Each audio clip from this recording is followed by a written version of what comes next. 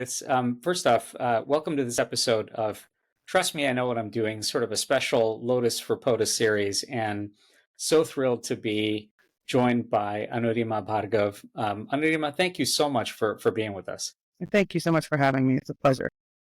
If I'm thinking a little bit about your work and what you do and what you've been championing for so long now, given that background and that work, and the passion and really enthusiasm with which you do it, is it pretty safe to say that aligned with that Kamala Harris is in fact a justice ninja?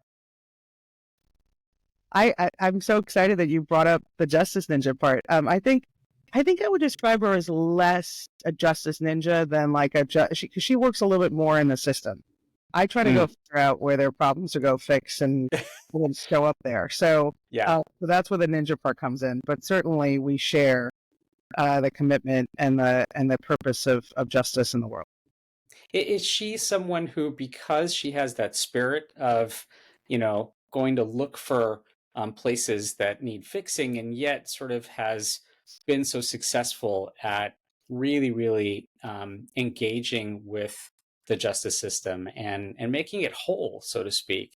Is that where her power lies? Because she's in the system?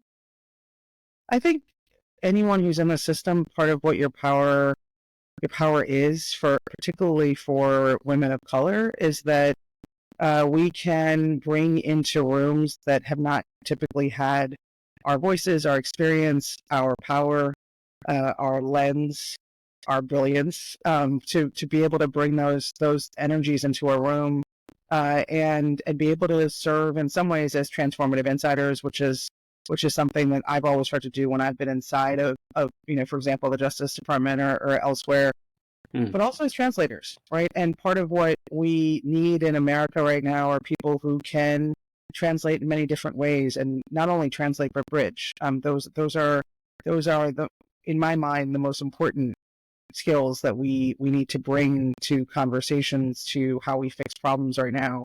Are how do we actually have many different voices in rooms? That's the way that we solve problems in a way that's going to work for more than just the people who are just like us. Um, and speaking of that, I mean, and that's an incredibly great way to put that. How does Kamala Harris perhaps serve as a or will serve as a translator in chief, so to speak, especially given what you just mentioned, right? I mean, in a way, translating policy, translating the justice system, translating so many different items of government and distilling it down at the kitchen table, or for a blue collar worker or for someone who's marginalized. What's your take on how important of a translator in chief perhaps Kamala Harris will be? I think she has. I mean, part of what informs my answer to that is that I've seen the way she's grown into that role over time. Right. I think that Mm, in the last few weeks, certainly the last since she's been in the space as a presidential candidate, we've seen her more comfortable in different ways, playing that role. We've seen her step into a space in which she's really trying to represent and speak to and for different parts of America. And so I think part of what we're going to see going forward is her continuing to do that. I mean, the ways in which she's been able to communicate not only about herself, but the way that she's been able to communicate about what's going on in America, I think is only going to grow stronger.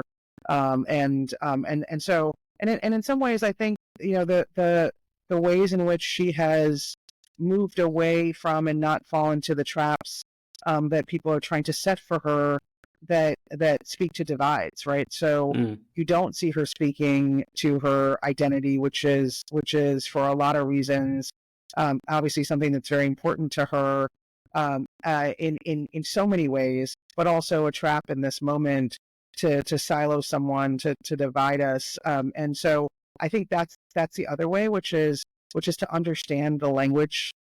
Part of being a translator is to understand the language of the times that we're in mm. and to speak in that language. And I think that's something that she's gotten much more comfortable with.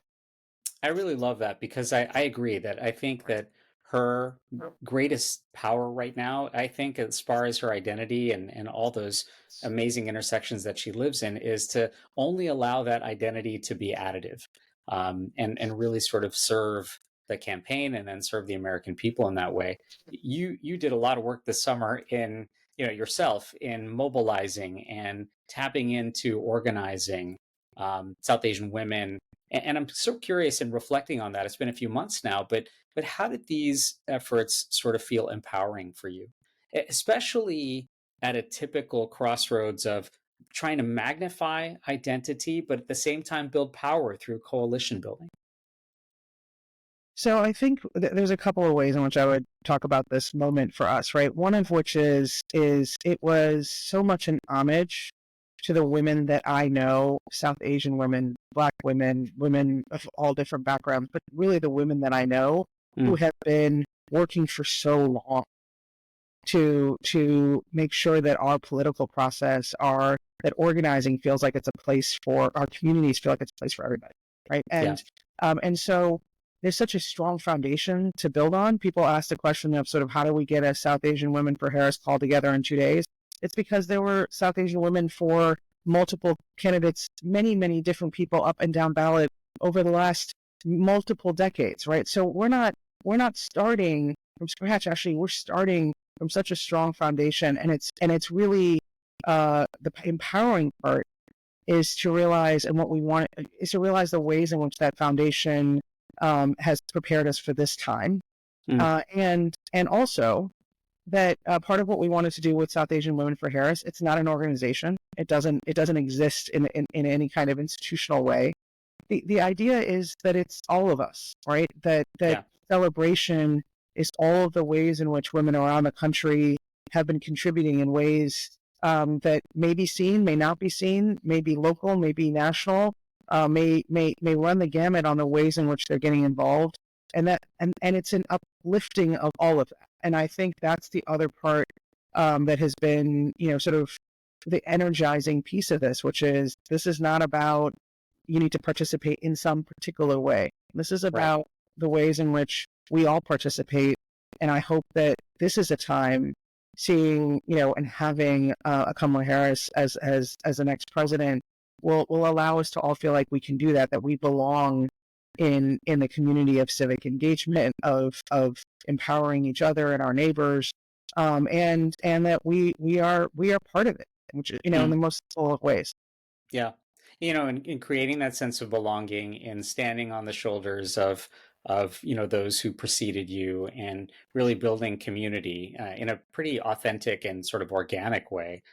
With that effort, now thinking about, the remainder of the hard work that's still going on, um, and definitely in contrast to the opposition, of course. What are some of the highlights of Kamala Harris's record that, particularly in reflecting on the efforts of the summer and the ongoing efforts now, and especially as we celebrate this in our own communities, but then sort of build linkages and allyships with so many others. What are some of those elements of her record that are really compelling for you personally? I think there are many, and I think some of them are ones that even I'm discovering, right, Mm, in this moment. So I'll speak to the ones that I think are more recent. I think she has been such a powerful voice for women and women's rights, not only in her person, but the ways in which she has been the person who, within the administration, who has built coalitions around how do we actually address the attacks on the autonomy and power and very being of women, right? And mm, so I think we've seen that over the last couple of years. We've certainly seen that since the Supreme Court's decision in Dodd. And I think that has been a place where she's really been able to break out and shine as a vice president, which is often, it's a difficult place to navigate, right? sure. I think the other place where we've seen her really grow into her own, which I didn't have as much of a sense of, is on the world stage, right? And Mm, I think there are many ways in which she has represented the United States, been part of global conversations about the economy, about trade, about the ways in which we ensure that we are finding ways to not punish our workers, but actually engage in ways that are going to actually support our workers, and grow the economy in this moment. I think that's been another place that I've been learning more about the ways in which she's shown up. Yeah. And at the end of the day, the her story, right, but also the ways in which you think about the way that she was a senator, which is someone who at every turn, right, tried to speak, engage in a way that centered truth, that centered people's records over power, right, over Yeah. ways in which power was being corrupted. And right now, like, I think that is in a time of sort of extraordinary disinformation, of a suggestion that violence is the way to address divide and violence, right? That there's that the way to do that isn't to actually hold power accountable, hold those who are engaging in ways that are breaking us accountable, which is what she has always done. Is the other place where I think it's really important to look at her record, which is she is as law and order in many ways as we get, right? And but does it in a way that does not suggest violence to me, right? And I think this idea of aggressive, violent tactics, as opposed to what does it mean to set a different set of norms and standards? What does it mean to hold people to those standards? That is the way in which I think she's shown up, and I think that's what's important in America right now, is to remind the country that there are some values, there are some norms and standards that we all must abide by, and I think that that's what she's based her career on, and I think what she'll do as president as well. Yeah. You mentioned her story, and certainly the idea of having that law and order part of her story, and yet also making sure that she's constantly, I know at the convention, she was kept asking and reminding us that she's asking the question, are you okay? I think that does speak a little bit, particularly to not only her professional record, but her personal record and her personal value and her compass, so to speak. As someone who's had a front row seat at times to storytelling yourself, especially when it comes to advancing justice and particularly making sure that those narratives are front and center for the public. And now, at least thinking about the margins where voters are at, especially in those swing states, those who are still kind of just figuring this out, so to speak. Is there a particular narrative that we really should all be paying attention to, whether it's a specific issue or it's in the general narrative of who Kamala Harris is and what she means to our future? I think one of them, there are a number of narratives that are missing, and there's also a number of communities that are not part of the narrative. So I'll speak to both, right? Which is, I think in terms of narratives that are missing, that you always have to speak to feelings and not facts, right? The feelings across the country right now are that things are difficult. They're hard, right? It's hard. It is no joke that it is difficult for people to pay for groceries, for basic needs, right? And I think that there are really important steps that this administration has taken with Kamala Harris as vice president to address that. The Inflation Reduction Act is one of the largest infusions of investment into America in all of its different corners than we've seen in a very long time. And but the story of that can't be that we're reducing inflation when it doesn't feel like that. The story has to be that, like, it's coming, right? And the ways in which we do this work is to continue to be smart about the ways in which we're investing, so that there can be long-term space for and long-term gains for workers. The other thing I would say, is so I think that's a narrative that is missing right now. I think that the suggestion that in some way, shape, or form that one's economic tax cut, like whatever you benefit from that, trumps every other way in which you might be actually assaulted, is a real problem, right? Because we don't thrive just based on, how much money you might get in a high-end tech set. We thrive because we're part of communities that see us, that recognize us, that find us worthy, where we can feel safe, right? And I can tell you that, for my parents, for my uncles, for my aunts, like around the country, like we would never worry about, in the last 20 or 25 years, having to wander around America. And the idea that like we have to worry about that in some ways, that that part of it, like, that's why I don't understand how, that's not part of a greater part of the narrative of what does it mean to have someone who's trying to actually build a space that includes us, right? Includes, Americans of all different backgrounds, but includes us, but then also values, the ways in which the idea of who represents merit and hard work has been completely contorted, right? The people who are in power, who want to be in power on the Republican side, the only conversation they're having is about how they are in power, and frankly, we're seeing what we see from dictators and warmongers around the world, which is that I'll do anything to keep power, including the massacring of many, many people, right? And let's take a lesson from that, which is, who's going to get massacred here? This is a conversation about our survival. I sat with Amber Thurman's family, the woman from Georgia who waited 20 hours for healthcare and ended up dying in Georgia before the abortion ban in Georgia was struck down by a judge yesterday, right? Yeah. And sitting with her family a week ago, to me, the fibers of my being understood in a different way that this is about survival. It's about literally being able to have our healthcare and our safety taken care of. Now, the other thing I want to say, which I think is important, is that, there are narratives that, when we ask the question of, are you okay, right?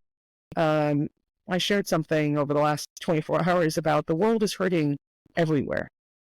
And it is incredibly important that the question of, are you okay, is one that is asked without regard to border, without regard to religion, without regard to, narratives and power dynamics and money, right? That question has to be asked broadly. And it requires us to recognize that the people who are on the other side of the world are also our family, right? And I think that is a place that we need to do a lot of work, as America, as a Democratic Party, and certainly in this administration too. And I hope, and that is where I'm putting my putting some of the hurt that we feel right now, is in the hope that the "Are you okay" is expanded and not limited.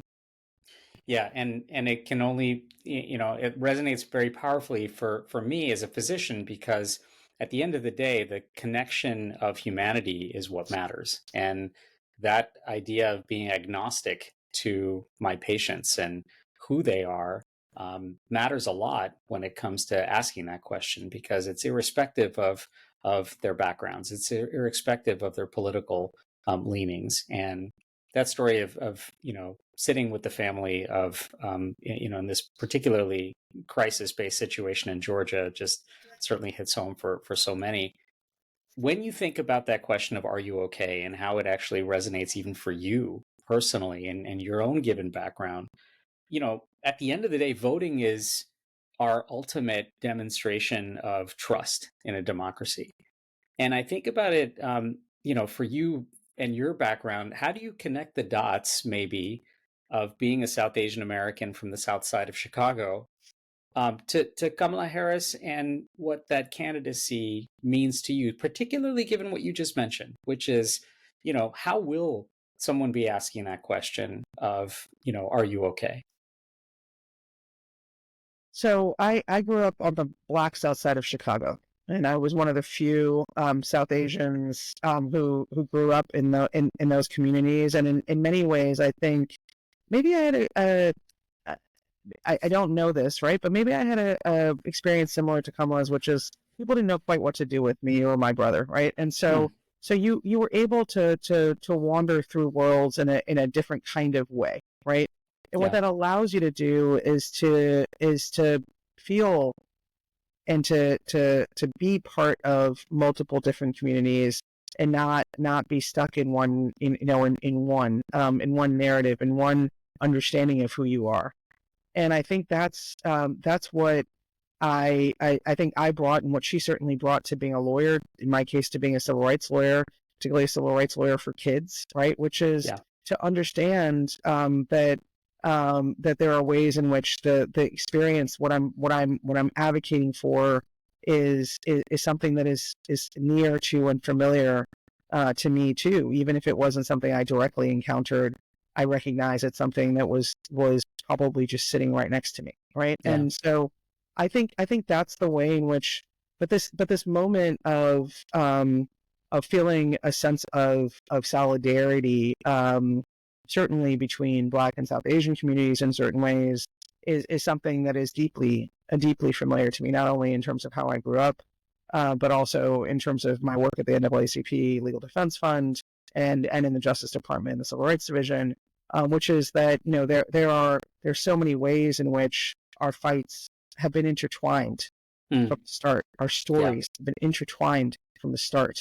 And we are in an unprecedented era right now of trying to erase race, trying to divide and conquer us. We see it from everything from our conversations around higher education admissions to the ways in which histories are literally being erased from kindergarten classrooms. And in that moment, the ways in which we're certainly not, we are seeped in it.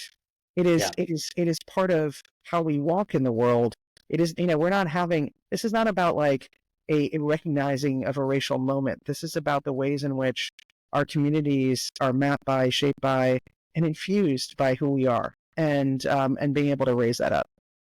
Does as that story plays out, and it's a genuinely American story that's messy and complicated and layered, especially when it comes to identity and race and gender, that's continuing to allow American culture and history to evolve, but particularly anchored with those three things. With in living at those intersections and giving what you just said, does Kamala Harris actually give us all license to explore this better and actually have those conversations that are required as an imperative? Particularly in thinking about not only just this election, but kind of finding peace and power in those conversations as best as we can. I think she just gives us the space to center our stories. Mm. I Yeah. think there's a way in which, most people don't know the story of Bhagat Singh Thind, right? They don't know the story of the ways in which there are people over even the early part of the last century Right. were trying to find a way to be American, right? They don't know the stories of what it means, right, to come to this country after the 1965 Immigration and Naturalization Act and to be valued, right, for the way that my parents were valued was for what they were contributing to the economy as a professional, as a skilled worker. Yeah. But there's so much more that they're bringing to America, right? And I think this allows us to recognize there's so much more that we're bringing to America that isn't a narrow story about the work and the economic benefit of immigrants, but the American benefit of having a country that is all of these people, all of us, evolving in the strange and weird and ninja-like ways that we might evolve. Yeah. Yeah, for sure. I'll get you out of here on this. For those people who are thinking about all these important questions, and for that matter, those people who aren't, what's your message now to voters and to those Americans who've been veering more towards staying on the sidelines or apathy or um, still, in fact, getting to know Kamala Harris because they have been staying on the sidelines or apathetic, and they're just sort of jumping in now out of interest, and because of the timing of things? What's your message to them, and how as this election gets closer, how to get more involved, how to get more engaged, and how to maybe combat that apathy or staying on the sidelines. I would say to them that this is your time. This is your time to celebrate the ways in which you have shown up in America, to celebrate your story, to celebrate the ways in which you've contributed to your family, to your neighbors, to the ways in which America has evolved. And it's not the time to cut that story short. It's the time to actually, for all of us, to show up and make sure that our story continues, and it continues in a way that involves all of us. And there are many ways in which we can take that story, but let's make sure that in this moment, right, that your stories are part of this larger narrative, this larger moment, this larger empowerment, and this larger reckoning of who we are and our humanity, and the kind of suffering that we're seeing, down the street and across the world. That we all have a hand in how we address that. The how might be something that we all figure out along the way, but the ways in which this is part of our collective purpose and our collective existence and our collective humanity, those are things that it's important that we show up for right now. Well, in your capacity, shining so many lights on this and bringing people to the table, and especially those who've never been to the table, and on top of that, advocating for so many, and really advocating for what's just and right right now at this moment. Anurima, thank you so much for joining us. This was really a special conversation, and I hope we can visit with you again down the road. Yes, thank you again so much for having me. You're listening to Trust Me, I Know What I'm Doing.